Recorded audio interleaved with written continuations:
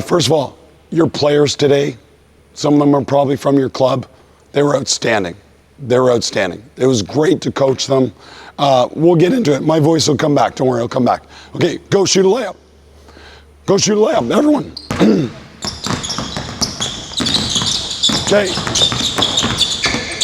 Okay. Rebound your ball. Okay, hold on. Excuse me. Rebound your ball. Dribble outside 3. Go back in and shoot a layup. And it's continuous. So after you shoot a layup, grab your ball, go somewhere outside the 3-point line, go back in and shoot a layup. Go. Okay.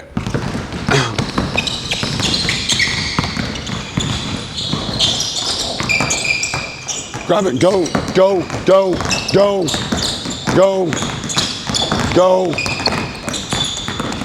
Good. Okay, hold means hold the ball. No extra dribble, no extra shot. When you get outside the 3-point line, 2 times between your legs, you must finish with your weak hand. You must dribble after you go 2 times between your legs with your weak hand. From now on, whenever I shut up, you start.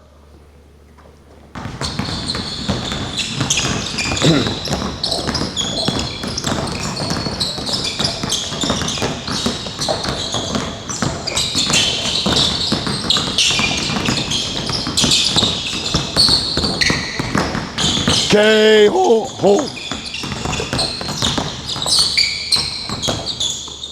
Okay, why do they, it'll come back, promise. Why do they want to, first of all, hold the ball? Connect every behavior to the fact that they get to play more basketball. They want to hold the ball so I can coach quickly so they can play more basketball. So we connect behaviors to 2 things. 1 is they get to play more basketball. 2 is they get to play more offense. So every consequence in practice essentially relates to playing more offense. And you'll see that here in a second. Now, this is called Chaos Layups. Chaos Layups. It's on Basketball Immersion YouTube. You can go look at it.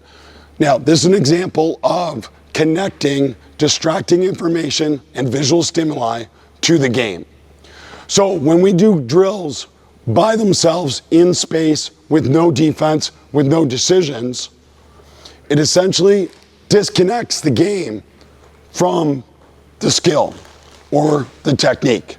So we don't do anything in a practice where they're not trying to score or it's not offense versus defense. We have everyone go to the same rim, even though we have perfect space, because the game is not played in perfect space. It's played in imperfect space, and the number 1 principle of play is to seek and find space. So we do these types of things because the hard thing in basketball is not the technique. The technique is not hard. But as coaches, we are obsessed with technique.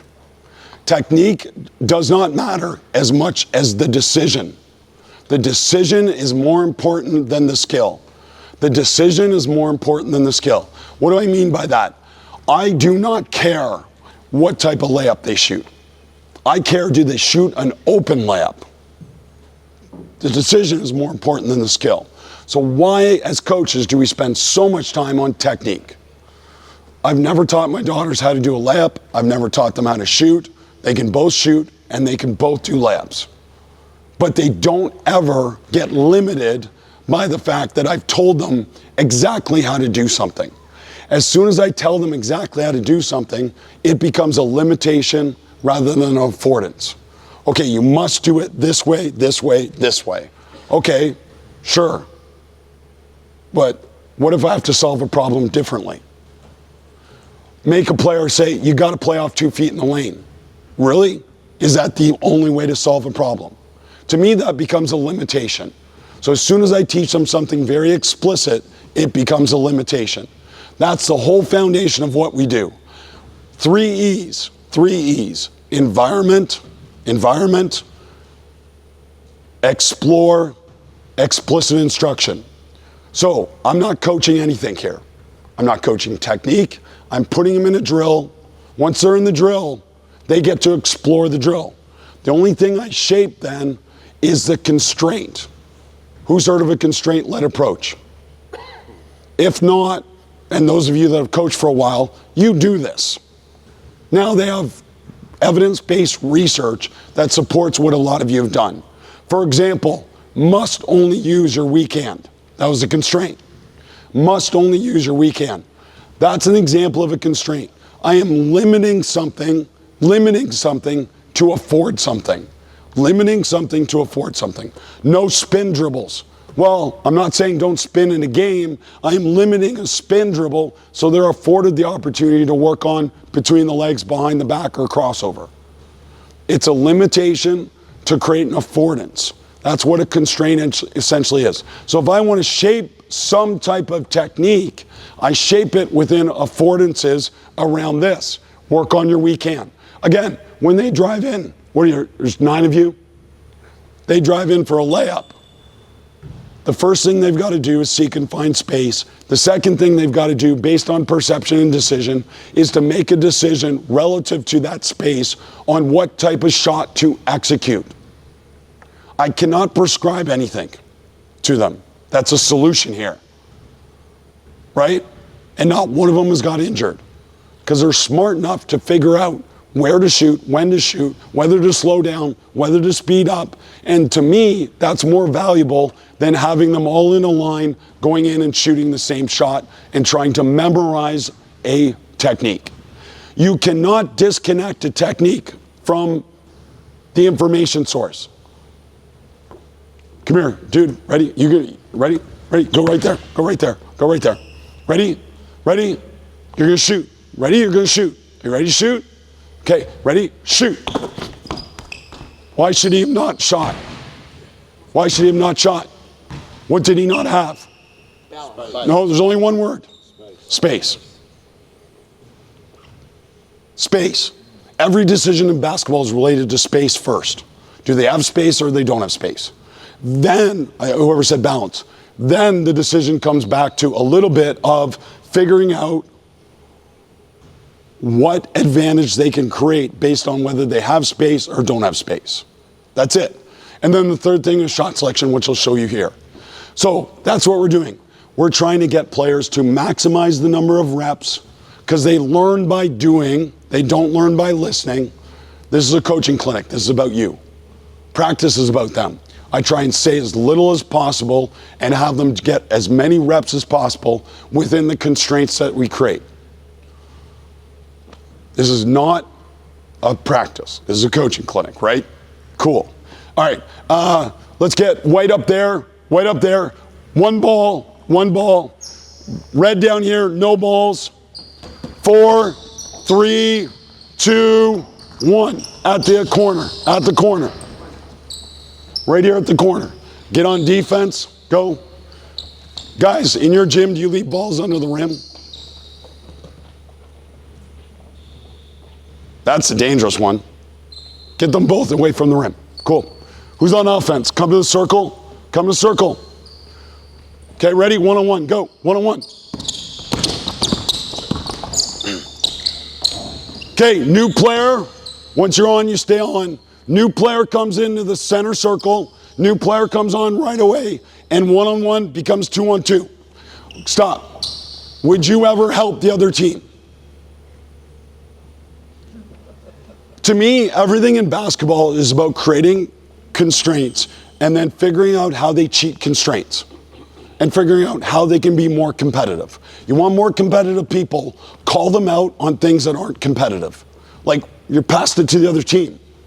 Don't help the other team. We got it? So you're on right away. Okay, hold. Would you ever wait for the other team to come on in a game? Let's assume then you're a competitor and you want to score. Yes?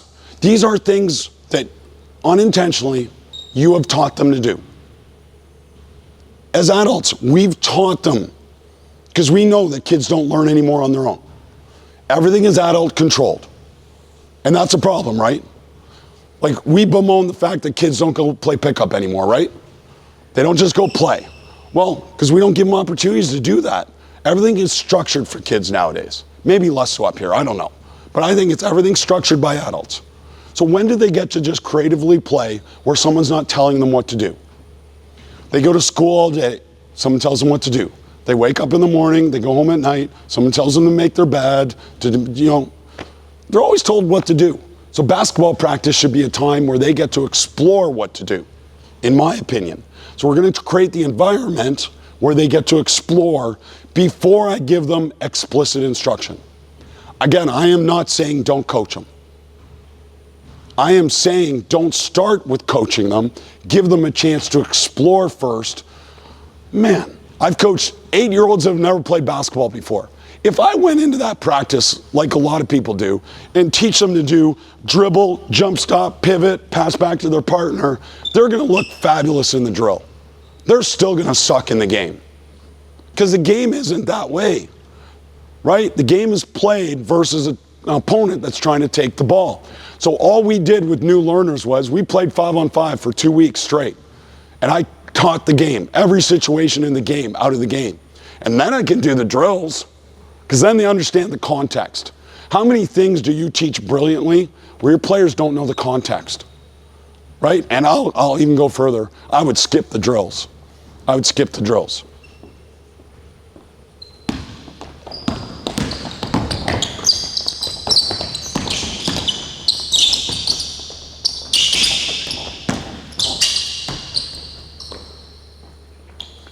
Okay, hold. We're going to be besties. Did I tell them that there's an out of bounds? So I would prefer people in my team, and I'm going to create this environment. It's not his fault. I'm going to create the environment where you do something until you're told not to do something. Like you compete until someone tells you not to compete, right? You learn how to take advantage of advantage until someone tells you not to take advantage of advantage, right?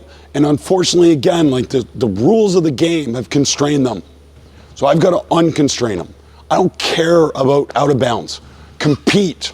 As long as you don't go into the wall and hurt someone, you can compete, okay? Until you score or the other team gets a ball. When the other team gets a ball, just drop the ball, and then you got to let the ball.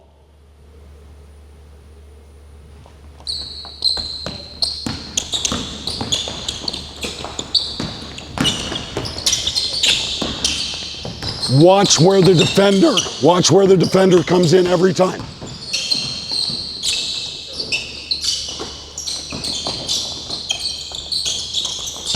Who's the defender? Go cover every time.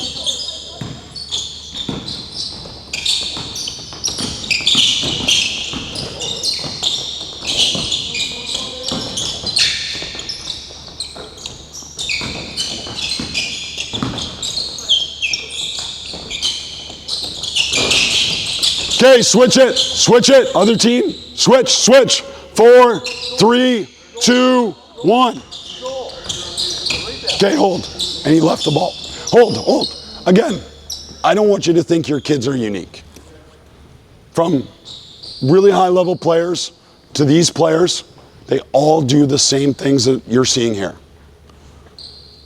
It's your ball, take the damn ball and go score. But it is something they've got used to lining up. They've got used to being organized. They've got used to you leading them. So I try and remove myself as much as possible and let them be leaders and followers and let them explore. Yes, it's painful. It's painful for me. Believe me, it's painful for you. I get it. There's moments where you just go, oh, I can solve the problem. But it's more powerful if they figure it out. If they figure it out, it's more powerful. Now, sometimes you have to solve the problems, right? And that's where explicit instruction comes in. But all I'm saying is don't start with it. Don't start with it. And even if I solve a problem, 2 things I would do. One is I would say, hey, try this, see how it feels. If I'm referring to technique, shooting wise or something like that, I'd say, hey, try your feet a little bit wider, see how it feels. How can I tell her or him how her body feels or his body feels? Like coaches screwed me up all the time. What did every coach in the world used to say back in our day, coach? Elbow in. That was the worst thing for my shot in history. Until I had a really smart coach tell me, Okay, just move your feet to 11 o'clock and now your elbow's square and you have no tension in your shoulder. That opened my world up. I was like, wait a minute. And ever since that moment, I said, what am I doing constraining kids with what I think perfect technique is? Right? Have you watched Tyrese Halliburton shoot? Like, the gift to him is someone didn't make him change. And someone let him be him. Right? There's no perfect technique. Right? Now, there are things that we can get, hey, try this. Try shooting a little bit here. Try this, and figure it out. And go from there. Well, the other thing I'll do is I'll give them possibilities. Possibilities. Hey, this or this. Because you know what, coach? You can eat at the whole buffet. You're good. You can have the whole buffet. My man, only salad and pasta. They're different, right? They're different. You can't let them all eat at the buffet the same way. I get that, because they're not all the same. And by the way, why can he eat the buffet? Because he worked his ass off to get better than the other kid. I have no problem telling anyone that. I'll tell the parent that, I'll tell the kid that. You want your kid to have more food at the buffet? Tell them to go work on their game. They have to lead themselves to get better. That's the culture. That's the culture. What do you have them? I know you're a famous coach, like hour and a half twice a week, coach? Hour and a half, 2 hours. Yeah. Is that enough for them to be good? No. They got to lead themselves. They got to lead themselves. Like, you've been a part of some incredible players' lives that have gotten really good, because I'm guaranteeing she's creating an environment where they've been excited to get better. That's it. That's the power that you have. Create an environment that they're excited to get better. What did I do today that would inspire them to get better? What did I empower them to do? To shoot every time they were open. To play offense every time. Okay? Did you play basketball or did you play another sport? Yeah. And your favorite thing was defense, right? Yeah, just say defense. No, I know, you'd be lying if you said yes. Of course, nobody wants to play defense, but defense helps you be a part of a team. Defense helps your team succeed. It's so important, but they want to play offense. And for them to get better, they got to love offense. They got to love offense.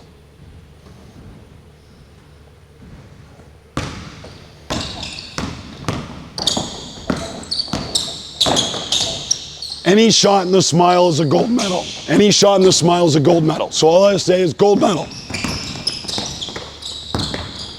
Hold, go back, recreate. Okay, so a score in the smile is a gold medal. Any open shot is a silver medal. Any contested shot is a bronze medal, independent of whether it goes in or not. So spacing, advantage, shot selection. Those are the three things I coach. I don't care what offense you run. I don't care what offense I run. But those are the three things that matter to me. So find the things that matter to you, and I'll coach those in everything we do. Spacing. Are you creating enough space for the ball? Can you create more space for the ball? Cool. Give yourself a runway. That's beautiful. Great thinking.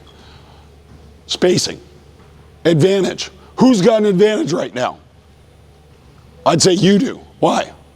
Because what's your advantage based on? What's the advantage based on? What's the first thing? So he has space for speed right now. Space for speed. Space for speed. Space for speed. He's got space for speed. Awesome. So he's got a runway. Now, who else had an advantage when they caught the ball? Yeah? An advantage with what? Just say space. You don't have to think. You don't have to think. Just anytime a coach asks you a question, just say space. Even if you're not listening. Because you're always right. Space is always the answer. And what's the opposite? Basketball is a game of opposites. So what's the opposite? Defense wants to what? Take away space. It's not that complicated. And we make it so complicated sometimes. Not that complicated. So what should you have done when you caught the ball? No, what should you have done when you caught the ball? You had space and you were at the three-point line. What should you have done? Shoot the ball. Shoot the ball. That would be a what type of shot? Silver medal. We get gold medal, we get silver medals, we win. And by the way, silver medal doesn't have to be a 3. It's based on individuals, right? In range, in rhythm, whatever you want to call it. But generally, as you know, you go up to the pro level, it's 3s and layups. But I'm just saying, I want him to shoot. So he was open in space. You don't have to please anyone. You know how you have to please? Yourself. If you play offense to score, is that good for you? Just say yes. And is it good for your team? Yeah. If you score, it's good for you. And if you score, it's good for your team. Now, guys, I already saw it. If you draw 2 people, what do you got to do? There you go. I didn't have to coach it. They know. If you draw 2, that's selfish. Otherwise, shooting is not selfish. Let's not act like shooting's selfish. Right? What's the goal of offense? To score. Let's not forget that. When we run all these offenses, let's not forget the goal of offense is to score. Basketball decisions supersede basketball plays. Basketball decisions supersede basketball plays. No matter what offense you run, who cares about the offense? If he's got an advantage, take advantage of advantage. Right? Hold, go back. I like him too, but I don't want to visit him right now. What do you want to visit? Yes. Go score. Whoa, whoa, whoa. What's the first principle of play? So did you take away space or create space? Awesome. I don't have to coach that hard, really. I just have to ask the question, and he knew. He knew, and he won't make the mistake again because that's all you have to do. And by the way, I don't want to take that learning opportunity away from him. Right? You know the parents in the stands? Shoot, pass, drive. Just tell them. I wrote a whole Twitter thread about it, but Instagram thread about it. You're taking away a decision from your child, and you're taking away their development. And that's the best thing that connects for parents, I think. Right? And more importantly, tell them what they can say from the sidelines. Get to space. Silver medal. Gold medal. I sit with parents in AAU. I sit with my parents. I run the practice, and I sit with them in games so I can explain what the hell's happening. So they understand what to say, what to do, what to help their child with. It's so powerful when parents are on your side. Anyways, I'll talk about them later. Silver medal? No, yeah.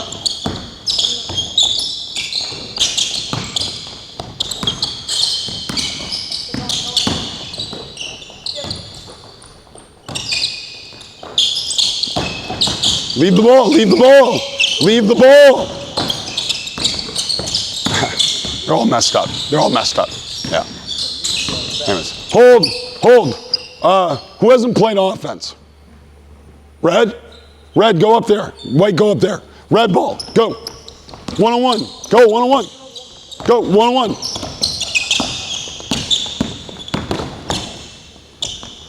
Gold medal. Play. Don't come in until they got the ball. Score. Score. Until he gets it. Now set it down. Takes the ball. No. They're permanently on offense. Set the ball down. Dude, you can't come in yet. Get up there. Okay, get out there. Okay. White got the ball. White got the ball. Give White the ball. Possession's over. Drop the ball. Go get the ball. Outlet. Hold. Where do you have to outlet? Go. Play. Drop the ball. Come on, center. Hold. It's actually a pretty good cheat. I actually thought I had something going there for a second too, that I just flipped who was on offense and defense, and I would have just acted like that's what I intended, so you guys didn't know otherwise. But then they started screwing it up, so I had to kind of call them out on it. Don't let them press right away. But you see that could be a constraint. And by the way, I would never I'm not going to start the drill by telling them all the things they can't do. I want to see who's going to learn a way to cheat. That was awesome. Go press. I never even kind of suggested that, but he said, okay, I'm going to go steal it before the outlet. Then I don't have to play what? Defense. Wow. To me, the most competitive players I've ever been around are the ones that figure out how not to play defense in drills. It's absolutely beautiful. And the kids that don't want to play defense, I always put them on defense in these. They just play permanent defense the whole practice. Two good things will happen. They'll start to play defense or they'll quit. Both are good. I know that sounds harsh, but it's like, if they're not going to play defense, like it's not a one-way game. right? You got to play both. Guys, you understand? After you get a stop, drop the ball, you got to outlet. No, give him the ball. You got to go to the half court. It's not you, but okay, it was him. We got to outlet to him. Come into half court. Go. Hold. Did you have space? Yeah. So look, you caught the ball and immediately you pivoted and looked here. So what are you not playing anymore? He's not playing offense. And this is just good for you, man. Look, I want them all to play offense. Okay, one-on-one is an advantage. One-on-one is an advantage. Everyone get off the floor. Okay, ready? Defend them. Defend them. Attack. Start with a live dribble. Start with a live dribble. One-on-one. Get to the rim. Get to the rim. Cool. Good. Okay, hold. Hold. And yet, when we put players on the floor, what do they want to run? What do they want to run? Because we've taught them to run offense. We've taught them the value of the pass, not the value of the score. That's an unintentional consequence of teaching, and I'm not anti-offense, but my offense is spacing, right? Advantage, and shot selection, and then I can give them a structure to play out of that. I can run horns, I can run anything, but the goal is still not to run offense, the goal is to score, right? Seems like common sense. So when you caught the ball right there, you did that easily. Come back.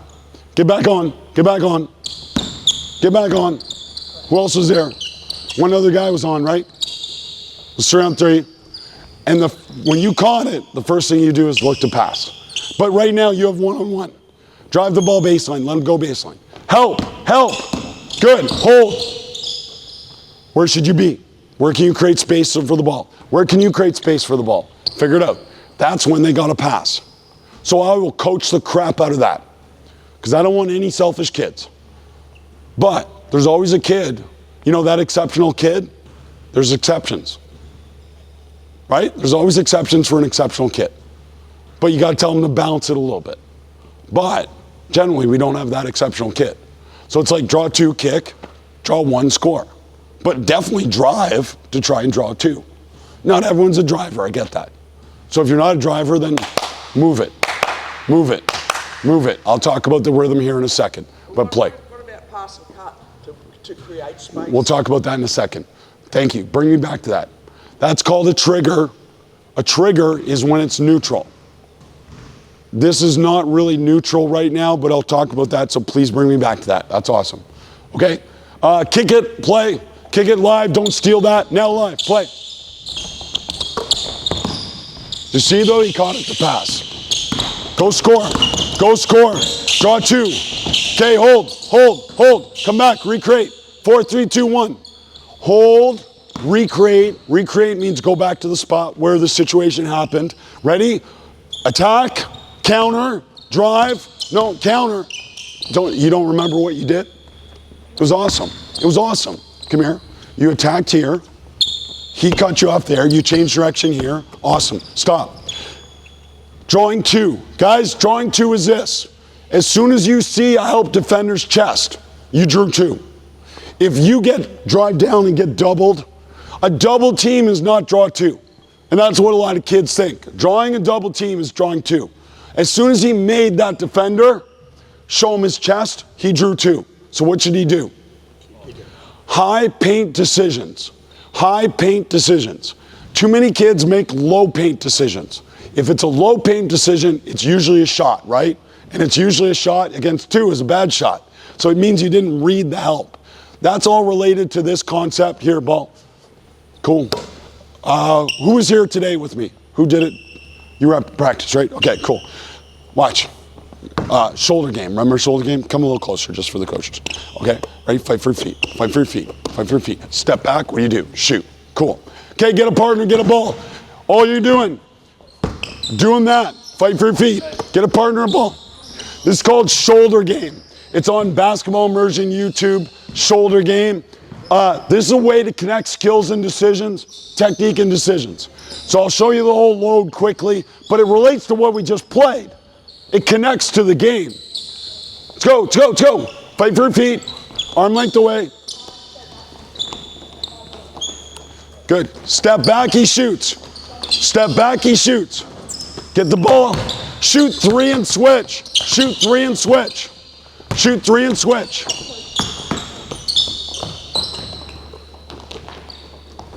Defense, you don't have to jump. Defense, don't jump. Cool, cool. Okay, hold. Okay, watch. If you're on defense, get wider than him and get lower than him and get arm length from him. And now offense, fight for your feet, means get off your feet, get off your feet. But if I'm close, he has no what? No space, so you can't shoot. You're in secondary decisions. Secondary decisions are pass or drive. Right now he's just got to pass because arm length away. Right? I step back, he has space, he shoots. So we're just trying to connect technique to the perception and the decision. Before he shoots, he first has to perceive whether he has what? Space. Awesome effort answering. No, it's brilliant. It's really a simple concept, and you guys already got it. And based on that perception, he has to decide what to do. Right? You can shoot or you can drive space. Both are okay. That might be individually different for each player, but that's the buffet. But right now, shoot the space. To drive, I flip my hips. Wait. And now he knew right away he has space going towards the what? Rim. Now, be confrontational with your drive. Yes, you knew that too, right? Drive through people, not around people. Be confrontational, not collaborative. I'm sure a lot of you have great phrasing for that. But like, we want to drive through people. So now we can connect all those things right here. Okay, let's go. You can drive or shoot. Drive or shoot. Awesome. Good. Don't contest, just stimulate it. Okay? Step back or flip your hips. Step back or flip your hips. Good. Hold. Good stuff, guys. Good stuff. Where's my guy? What do we talk about today? Should you shoot from the same spot all the time? Again, they don't know what they don't know. So we set them up in a drill. They run the drill from the same spot the whole time. So we try and get them to understand variability, right? It's better to be adaptable than repeatable. It's better to be adaptable than repeatable. Meaning, I got to be able to shoot with different footwork. I've got to be able to dribble in different ways, inside, outside my body, right? I got to be adaptable because I got to solve a problem. I can't repeat a problem solution. The game's not that way. It's not my favorite classes in the world, those ones that I could just memorize and throw up the work on the paper and get a great mark. Right? The teacher never challenged me to do anything other than memorize and throw it up. Right? I had some great history classes, geography classes, stuff like that. All I had to do is memorize a few dates, memorize some places, throw it up, and I got a good mark. Right? But the classes where I had to engage and learn the material, those are the ones that I still remember, right? That's deep learning, meaningful learning. That's what we're trying to make basketball practice. I don't want them to be perfect. Perfect is offensive to me. If you came to my practice and said, that's a perfect practice, I'd be offended. I want you to come to my practice and say, that was messy, that was chaotic, that was representative of the game. And every player got a ton of repetitions. My daughter went to a famous AAU program's practice, famous AAU's for 25 minutes at the end of practice. A coach stood there on the court with the players just like this and lectured them. My daughter, I asked her afterwards, I said, hey, how many shots did you get that practice? She said, I don't think I shot it more than 10 times in an hour and a half. Tell me how she's getting better at basketball. She's not making decisions. She's not playing basketball. Look, three-man weave, I just use it as the ultimate example of a waste of time. It's a complete colossal waste of time, but there's so many drills like that. There's zero value to doing it. It takes away from learning because there's no what? What's not happening in three-man weave? No decisions. If there's no decisions, it doesn't transfer to the game. Well, why do we do three-man weave? Well, because Duke does three-man weaves. Well, you know what? Duke doesn't study coaching. They recruit players that can play. And then they try and coach them in a system. You know who studies coaching? You guys. Because you deal with players at this level who have to really figure things out. So you know better. If you have an hour and a half once a week, twice a week, don't waste time on anything that's not basketball. Do you know what they can do on their own? Okay, ready? Stand here and pound the ball. Pound the ball. Pound the ball. Switch hands. Pound the ball. Switch hands. You need to hire a coach to do that nowadays? Back in the day, I had to go to a camp to learn moves. I don't have to anymore because they can go on TikTok, Instagram, they can learn moves. And it's brilliant. It's the greatest resource for them. Now, even more so, you're asking me, at the end of practice, last 5 minutes of practice, I'll bring the parents on the court and I'll bring the kids out and I'll show them something to work on. Okay, go 3 times between your legs and shoot the ball. Shoot. Good. Perfect. Okay, everyone's going to go home, work on that, come back, and we'll notice and normalize who got better because they worked on their game. So I'm not going to leave them on an island. I'm going to give them things to work on. But let's be honest. They've got to be player-led, not coach-led to get good. A coach, a parent, a teacher is not responsible for your learning. Who's responsible for your learning? You are. That's it. So quit acting like anyone else is responsible. If you get a good mark in math, it's because you worked hard and you got a good mark in math. If you didn't find a solution. And maybe you're not good in math. So what do? You got to work extra hard to figure it out. I wasn't good in math. Thing that frustrated me about math is I could get the right answer, but I didn't do the work properly. That annoyed the crap out of me, and that's fit into my basketball. Why do I have to show my work? Why can't I just find a solution? Right? I had to have the perfect process to show my work. Come on, I gotta get a solution, right? What are we doing? Shoulder game, right? Give you a few more.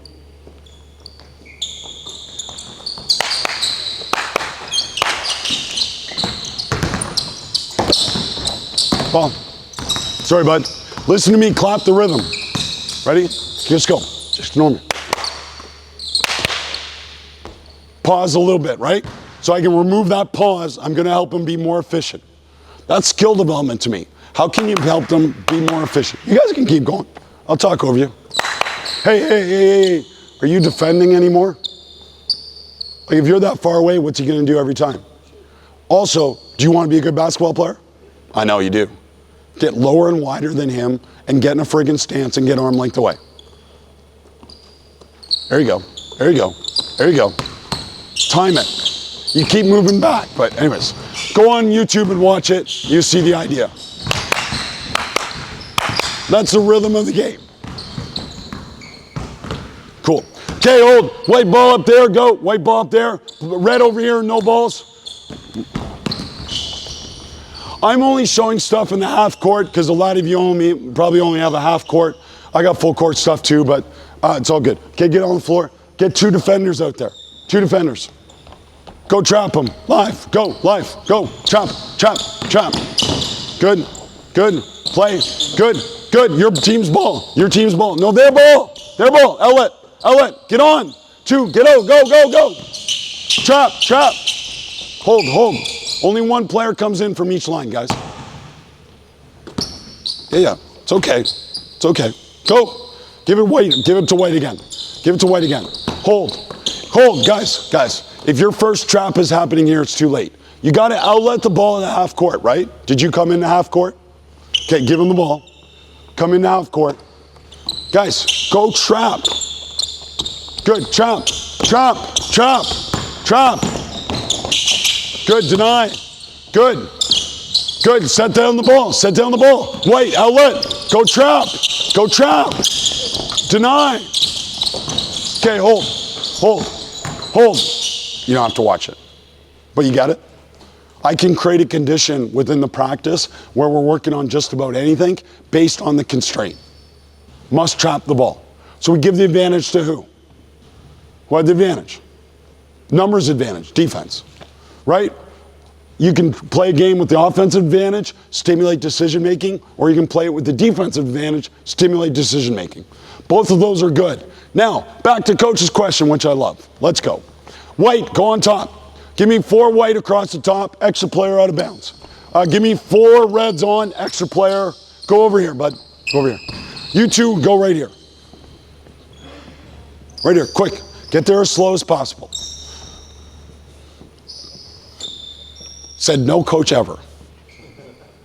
Did you hear the 4 count? 4, 3, 2, 1. 0 consequence at 0. But for some reason, they move faster when I start counting. Right? And by the way, if running fixed problems, we'd have no problems in the world. So let's assume running doesn't fix the problem. Now, I'm not saying don't create an emphasis. Hey, everyone, 5 push-ups. You know what I'm saying? You know, something like that. Just a reminder, hey, we're here to get better. But like, I don't know. Your training culture, I don't know if it's come here yet, but if your son or daughter or one of your players has a trainer and they have them doing physical conditioning in a basketball workout, find a new trainer, right? You're paying a strength and conditioning coach or you're just paying a basketball trainer, right? These things are kind of obvious, but it's same in practice. Look, you got them twice a week. It's not a conditioning problem. Get them as good as possible at basketball. And by the way, if you play basketball in practice, they'll get more conditioned. We know that. So just play basketball. Where they don't get conditioned is when they're doing this, right? They can do that by themselves. Play basketball in practice. Okay, you're gonna stay permanently on offense for 2 minutes. White, every time you get a shot, it's 1 shot and done. 1 shot and done. Every time you get a shot, you must get all 4 players to half court with the ball. And then you can reattack. You can sub in anytime you want. You can sub in anytime you want after a shot. Okay? Yes?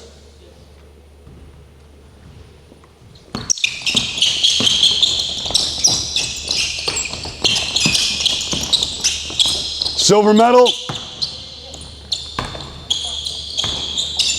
Hold. Hold. Well, you got it? You get it? Do you know what I'm going to say? Awesome. So again, how many times, and by the way, as a young coach, I did that. How many times would I stop practice to lose my mind on someone when all I had to do is say, hold. Do you know what I'm talking about? And he knew. He knew the mistake. The beautiful thing is, if we just acknowledge it, we're good, right? We're good, and we can move on. We don't have to make a big deal out of it, right? They're human beings. I still mess up. I'm a human being. I still make mistakes. It's all good. Mistakes should be part of the culture.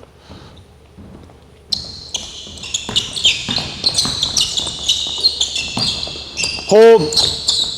JDC, are any of them trying to score? And I don't know what age was the youngest group today. Like there's some 10-year-olds, 12 and below. I could get them in 2 hours all trying to score. And some of them can't score yet. But it doesn't matter, they're trying to score. And that will empower, he'll go work on his game more if he knows he's allowed to score. Go work on your shot, go work on your shot. But when you come to practice, you're only gonna screen and only gonna defend and only gonna rebound. But go work on your shot. We've been there, we all know that. We've been around people that say that. I can't believe he doesn't work on his game. I can't believe he's still playing basketball. I quit playing hockey and soccer as a young person because at some point in my development, they decided I was a defenseman. So what did I not get to do? I didn't get to play offense, right? Not as much fun. It's just not as much fun. We have such an advantage in basketball. All 5 players can play basketball to score. It's beautiful. That's why it's the best game in the world, in my opinion. Not even close. Okay, go right there for a second. Get on top for a second. Go in the corner for a second. Right there. Cool. You're in the corner. Awesome. Good spacing. Cool. How can you create even more space? Awesome. You knew the answer. Awesome. Okay, to Coach's question. This is neutral. So we said the goal of the game is to be able to create advantage with space. Or this is, right now, this might be a mouse for you. What's a mouse? He can go what? Pass it there, cut to the rim, cut to the rim, seal, seal, seal. Good. Stop, go back. Okay, give it to him again, because I like him. Or this could be a turtle, which means he could what? Beat him off the dribble. Mouse and turtle, mouse and turtle, no mouse and turtle. You know, you're going to watch the NBA playoffs soon? The NBA playoffs are just about mouses and turtles. That's all they do the whole game. They're hunting certain players and they want certain matchups and attack those matchups. Right? And that may seem boring, but it also seems pretty damn smart. Right? Now, to Coach's point, okay, they're neutral. What does neutral mean? Chest to chest is neutral. So maybe you can't beat him and create an advantage. Right? You're in help because a good defender, what? We call it shrink the floor. Shrink the floor. Offense is about spacing, defense is about taking away space, so we shrink the floor. Now, we shrink the floor except if he's the best player on the floor. What do we do to the best player on the floor? We don't let them beat us. Start with your system. It's all good. Start with your structure, but then get it less structured. Right? Your defense. We want to force baseline, we want to do this, we want to do this. Great, do all that. But once they know it, now get them less structured. Why? Because it's about their development. It's about their development. It's not about them learning a system. It's about their development. So if they learn to now adjust, adaptable, not repeatable, then they're going to become better. You know to shrink the floor and not let him score, right? Now he's covering the best player. Go deny him. Go. If he catches the ball, I'm subbing you.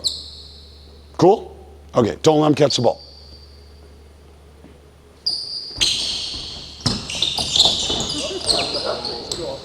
Okay, now give it back to him. Give it back to him. Now, here's a beautiful thing. Conceptual defense. Who's your check and what's your responsibility? Who's your check? Right there. What's your responsibility? Keep the ball in front. Square. There's a reason every NBA team plays square. They don't want to give up an advantage.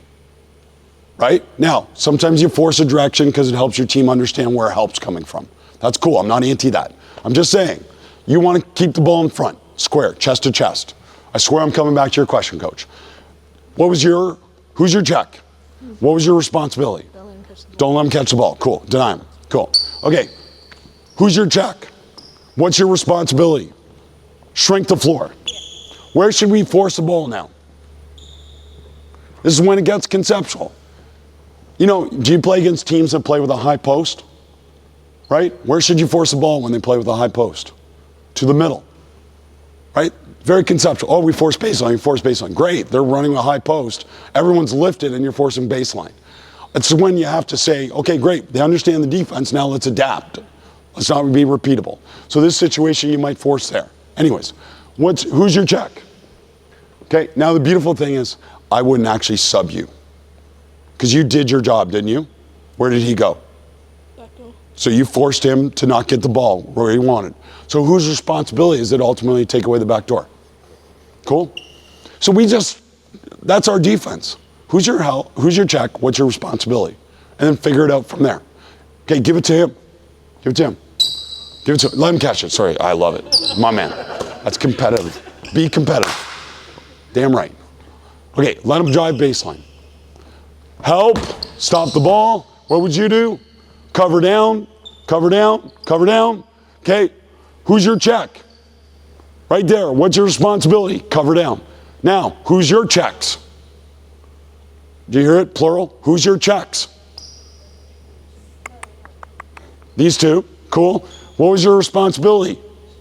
Don't let the ball go chest to chest, right? Chest to chest is neutral, back to that. And then you got beat, so you do extra work. Where do you get to go now? Peel switch, have you heard of peel switching? That's peel switching. Whether he goes with them or he leaves early, that's simple defense. Who's your check, what's your responsibility, and we want to be chest to chest with the ball. Come back to my dude here. Now, we're neutral, meaning we can't create an advantage. So now we want to trigger something. A trigger is conceptual offense at its core. So, pass. We can't create an advantage. So now, how can you create an advantage? Cut. Stop. What are you cutting to do? Awesome, my man. I knew he was my favorite. Cut to score. If he just says space and score, he's going to be good with me. Really. Right? So he cuts to score. Catch to score. pass to score, drive to score, everything to score, everything to score. Okay, cool, cut to score, good, stop. Stay there. You don't know where to go. So, 3 in the key, I don't know if they even call it, but anyways, if you don't know where to go to a dunker spot. You know where a dunker spot is? Go to one of the dunker spots. And you'll figure out, because you want to get into space and then get out to space. Now, to Coach's point, what did we create? Created space. And now we can hopefully drive a double gap instead of a single gap. Cool? We want to constantly change shapes in our offense. Think about that. We're a 5 out. We run 5 out. We run 5 out. Okay. Then you have no double gaps. Right? So you got to do something to create double gaps. So every good offense changes shapes. Meaning maybe you start 5 out, then you end up 4 out, 1 in. Right? That's the concept. So pass and cut is fine with me, but not as a continuous action as much as it is a decision to cut and then figure out where we can attack the gaps, or create some advantages somehow, maybe out of pass and cut, and then post up matchups. Right? Now, come back. European ball screen, I know it's popular. I think you call it flow in Australia, right? Give it to him, give it to him. This is a great action too, right? This is a trigger. We get the ball to the top. We don't have an advantage. You take a dribble to the wing. Good. And now you can cut, he can fill, right? Cool. That's a pattern. What would I do initially is teach the structure. Okay, that's a pattern. Now we want to be adaptable, not repeatable. Come here. Your dude sinks in help. You drive. Now angle, right? Now we got to draw and kick. Come back, go back. Deny him hard. Help on the back door cut. Deny, get on top of him. Yeah, good. Go back door. Go. Stop. Why? Tell me why. Because that's a pattern. But what do you already got? You got an advantage. And what are you going to do? He's going to drive it, kick it, and what are you going to do? Silver medal. Okay? So we want to think about that.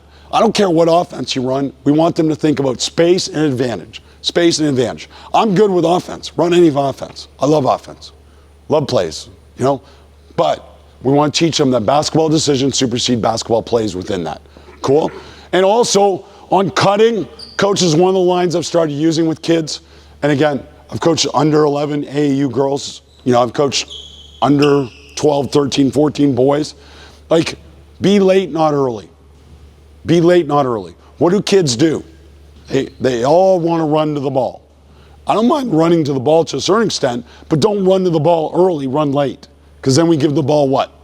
Space. All comes back to that. Be late, not early.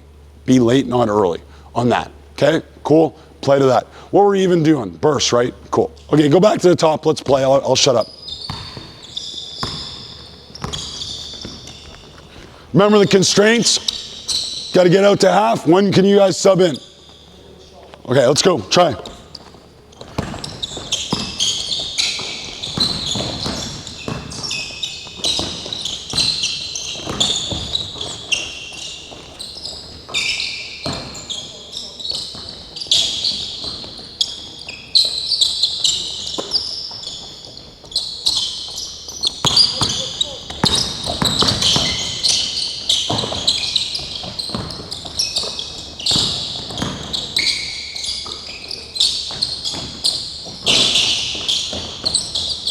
One shot, we said, right?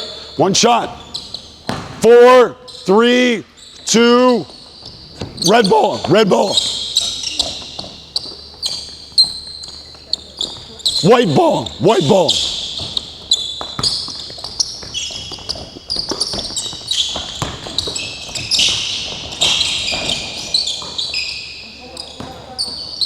Four, 3, 2,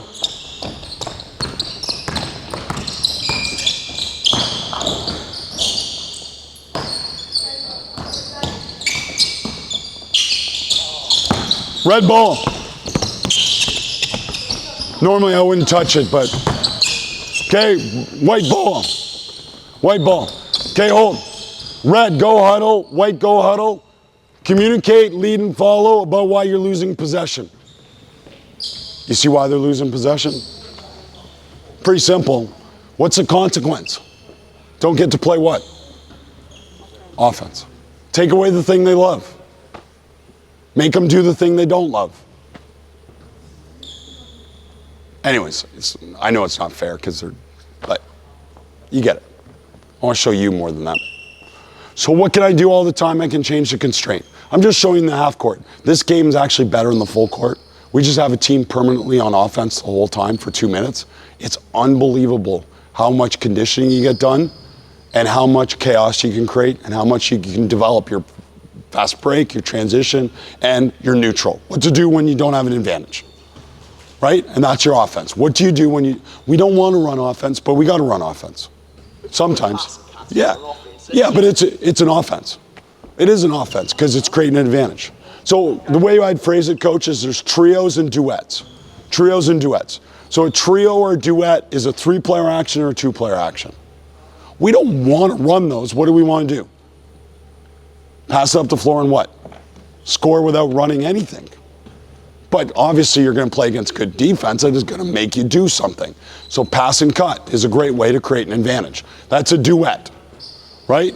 Spain pick and roll is a trio, right? You just think about it that way. What's a duet? What's a trio? What can we create an advantage with? Horns, pistols, those are all trios. Those are all easy ways, 3-player actions. The beautiful thing for a lot of you two is, and for me, you only have 8 players. So run 3-player actions that can play out of it. Okay, you wait. Must run horns. Must run horns. Do you know what horns is? Cool, you got the ball. Come here, set it right here, screen. Come here, set a screen. Get in the corner. Right here. Horns. Now, get wide, get too wide. Get too wide, split the 3-point line, angle to him. Okay, stay inside the 3 though. 1 in, 1 out. Cool. Yeah, get wide. Okay, now, what are your possibilities right now? What else? Awesome. Horns is a get, horns is a ball screen. So every ball screen's a get. Do you know what a get is? Pass and go get it, right? So that's a beautiful thing. Just give them a spacing template and then it becomes a series of trios and duets.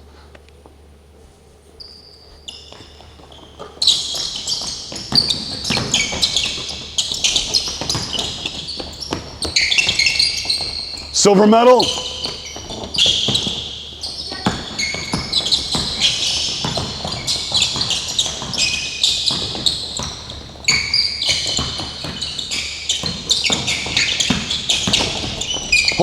Hold. Guys, really awesome, really impressive. What am I going to tell you? Because you drew 2 or awesome. He knew the answer. Awesome. He's going to be a better basketball player. He knew the answer. Okay? Because you don't have to get double teamed to pass. You have to draw 2 to pass. Right? But that was awesome. He kept it. He did the Draymond. Okay? Red ball, go, red ball.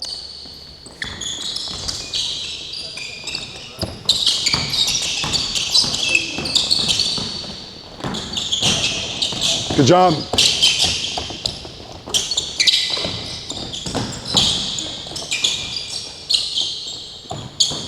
Cool. Nice. Somebody led him. He didn't know right away. That's brilliant. Draw 2, kick, silver medal. Okay, oh. Ball, quick, 4, 3, 2, 1. Come back, bud. Right there.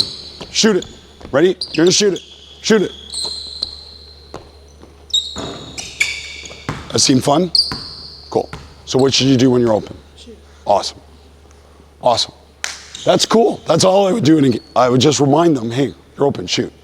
You know, because again, generally, go watch your film. When you turn down an open shot, do you usually get a better shot in the possession? Depends, right? But with your short shot clock and everything else, man, you kind of got to be, that's a silver medal. That's a good shot. Gold medals are better. If we really have a big advantage, we can work towards a gold medal, but that's the general idea. Okay, guys, go sit for a second. But when I'm done, guys, in about 3 minutes, coaches will ask questions, but when they start to stop, okay, get on the floor down there and go play pickup until someone throws you out. Not yet, wait till I'm done. Okay? I know, that's why I'm here. Cool. What do you call when they shoot a 2 inside the 3? Bronze medal. A bronze medal. So if it's contested, it's a bronze medal. Now, some people, if you shoot an open shot, it's still a silver medal. A pull-up's a silver medal if it's uncontested. The problem is a contested shot. But again, if you go to the NBA, which no one's going to, they would call that a bronze medal no matter what. It's a bad shot. Because I get it. 3's worth more than 2 though, coach. Yeah, that's the problem. Everyone's allowed to analyse their game. It's all on analytics. Whereas you're still ticking the score over. It's still 2 points. Again, I'm not arguing at the levels we coach at. Yeah. Do not worry. But if you watch the Boston Celtics, they're literally going to try and win another championship by just winning the math game. So And I've got a question. Yeah. Sorry. I'm the only one speaking here, but no, we can all speak eventually. yeah. So you got kids. You should, in my belief, you shouldn't tell them not to shoot in there because it's a better shot than the 3 and they're going to miss it. I get the inside bit, but they're never going to play in the NBA. So why don't we encourage the shot, the 2-point? You can. That's a silver medal in your world. Right. Yeah, you know what I'm saying? I'm good with that. I'm not anti that at all. I'm not anti that. An open shot is a what? Silver medal. So I'm absolutely fine. I think you agree with me. Contested shots are not as good as open shots. So that's all it is. So however you want to define it, and obviously you don't need to use the terms. I'm just saying for kids, and when Coach watched it, I don't know if anyone else was here today, but Coach watched it. All I did the whole time is just call out whether it was a silver, bronze, or gold. So they get immediate feedback on the possession and the process. So the process is they got an open shot. They got an open shot. Silver medal. In range and rhythm. Some can't even shoot that shot yet. However, I would say, like my daughter's under 11 girls team, I do not care about whether they can make a shot or not. I know that the year that they've been coached in this way, they went from not being able to make shots to being able to make shots because they shot shots. And if you think about it this way, it's much harder to tell someone to shoot later if you've never told them to shoot for the whole year. Just like if you teach defense, I think at the beginning of the year you teach the most aggressive defense possible. Easier to back them off than to push them forward aggressively, right? Do you feel that? So for me to empower all those girls who couldn't shoot the ball yet, they go work on their shot because they see the opportunity to shoot the ball. Whether that's a pull-up or, an open shot, wherever it is, it's all good. They all improve because of it. Personally, for me, I would say if you want to think about some of the kids and being able to stay in the game longer, they have to be able to shoot, right? We agree? They have to be able to shoot. So empower them in the decision and they're more likely to develop the technique, whatever that is, okay? But definitely, your problem here is constraints, both good and bad. Your 3-point line constraint, which is farther than the American line at that age, creates better penetrate and kick games. You're so much better at penetrate and kick. But it does limit some development in those ways. Shooting from lines. Cool? Yeah. Go ahead, Coach. Teaching, I agree with the open shot thing, but just say, in game situations where you're in like a 10-0 run, Yeah. goes first side, someone jacks an open 3. Like teaching them about let's get it inside. Okay, you said 2 things that contradict a little bit. Okay. Jack an open 3. Is that they shot an open 3? Shot an open 3. So is that bad? Well, that's my question, I guess. Okay, good. You need to decide. Yeah. It's a situation. I think it comes back to coach's point a little bit. Maybe it is bad for that player. Yeah, it might be. I don't know your players to say that, but there's definitely, look, you've coached a long time. You all have, right? Oh, because I've got grey hair. No, but we've coached. Look, have you ever been on a team where your players don't know who the best players are? Without ever saying it. Like, I get it, there's some false confidence kids. But generally, over the course of a season, I bet you my daughter's teams, both teams they're on, they could tell me who the best shooter is, who the best driver is, who's the best player. And it would be a rank list and it would be bang on. They're smart, they know. So that kid may be just as delusional But if it's my best player shooting an open shot, I'm good. But, I mean, my 11-year-old just turning 12 daughter, like, she's made 7 threes in a game, and she does not care where she is. And look, she has some games where she misses a bunch of shots. I just think for her long-term development, I'd rather have her shoot it, right? But also, you also have to consider it relative to your club. How much is winning that important at certain ages? You know, it sucks a little bit because you're all hindered by that. If you weren't worried about the score, how much differently would you coach sometimes? Right? That's the thing. Now, you don't want to get blown out and you don't want to blow people out. That's a competition issue. But I'm just saying, if it's kind of equal competition and you weren't worried about the score, the value of the game is still the value of the game regardless of the win or the loss. And that's what's really hard for coaches. I empathize because it sucks. I want to win just as much as anyone, but then I walk away sometimes and I go, I'll give you a quick example, not to go on and on, but am I good? Okay. I didn't wait for his answer. But it's like, my daughter's AAU team is coached by someone who believes in my stuff, and she's learning it at the same time that she's coaching it. It's beautiful to watch. But we made a decision very early on this season started in August, that we were not going to press at U11 girls until after Christmas. And we lost a lot of games and a lot of tournaments because we didn't press. Because the best advantage at a young age is pressing. Whether you're allowed to or not here, I don't know. But the point is, you know, pressure wins. Pressure wins. Like there's like one girl on the other team that can dribble and everyone else is figuring it out.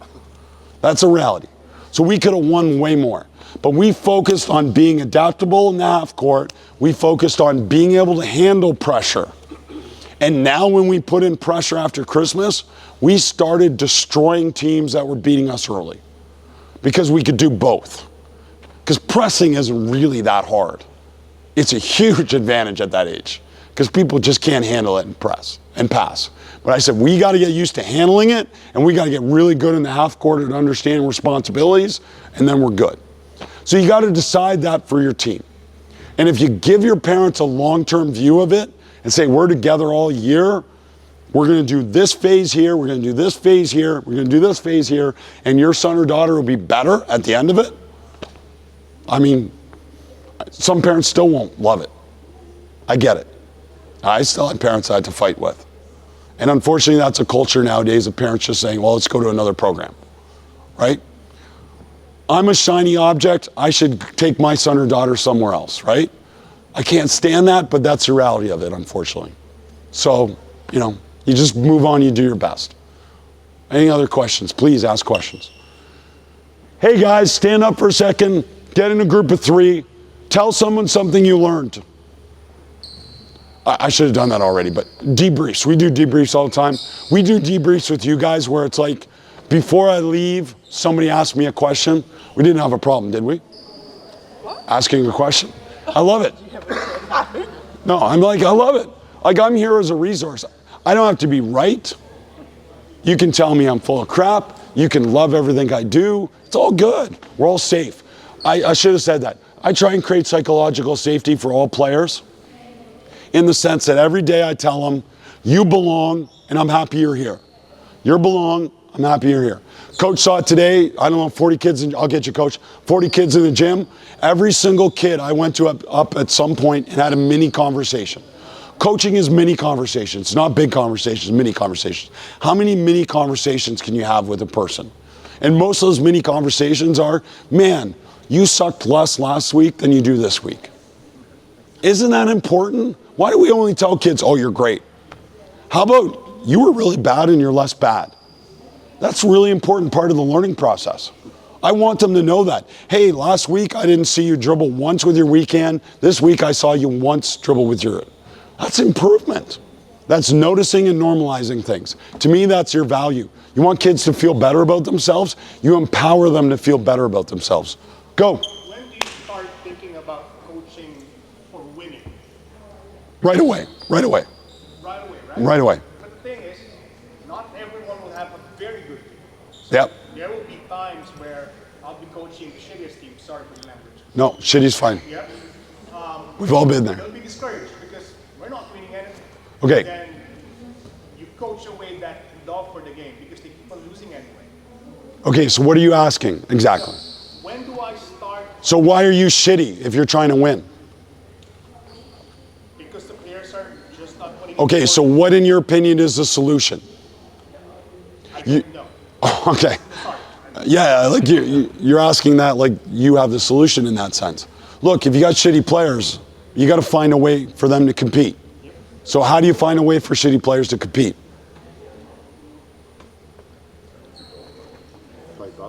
You got to compete defensively, first of all. You got to compete defensively. You got to be just fanatical about competing. So to me, playing basketball in practice will help them be more competitive. Also, players in practice, when they play for me, don't have to wait to the end of practice to have dessert. They get to have dessert when they show up at practice. This chaos layups, I just showed you as an example of constraints. The minute my players walk in the gym to the minute they leave, we play basically 5-on-5 the whole practice. Here's how I coach. 5-on-5, drill, 5-on-5. So if I was going to do a drill, it'd be after 5-on-5, drill, and then connected back to 5-on-5. Why? Why am I not doing drill game? Because the drills that you did at the beginning are disconnected from the game. 3-man weave doesn't help them play the game. There's no decisions. There's no advantage to learn doing that, right? That rim. Play on that court first. Yeah, I know. That's like the music at the Oscars playing me off. Told them to go play. Anyways, that's all good. Look, again, thank you. It's so impressive. Kev told me, it's so impressive just to have people at a clinic. That's awesome. Thank you for coming. Basketball Immersion, if you're not sure what the hell I'm talking about, send me a DM. Coach B-Ball Immersion on Instagram. I know no one in Australia is on X. So Coach B-Ball Immersion on Instagram. DM me. I can send you links to all this stuff. I think it's all sort of common sense, but it just is not about, it's not about taking what I said. It's about adopting or adapting. Adopt what you like, adapt what you don't like, and then figure it out for what works best for you. Coach B-Ball Immersion. Send me a note, we'll talk more about that. But competing is really some of those situations. And then if you got bad players, I mean, empower them to work on their own and then recruit better players. I know. I wish it was that easy.